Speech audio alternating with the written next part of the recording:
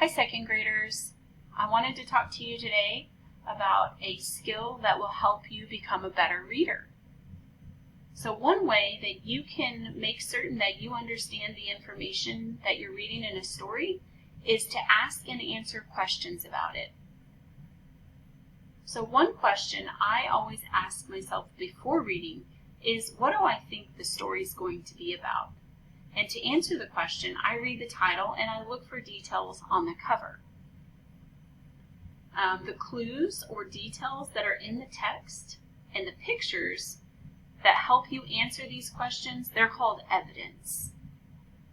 When I have trouble paying attention to what I'm reading, I ask a question.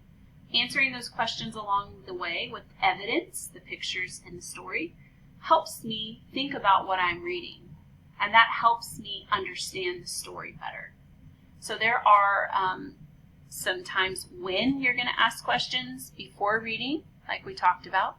During reading, if you are having trouble paying attention, you might ask yourself a question. And then after you finish reading, you might ask yourself some questions.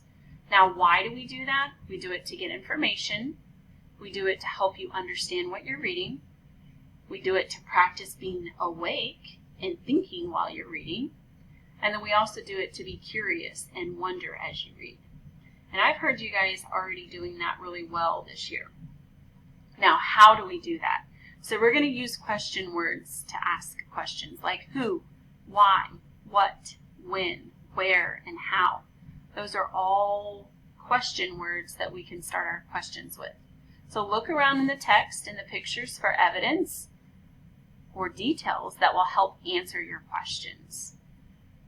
You're going to get to practice asking and answering questions when you read Clark the Sharp next. Good luck!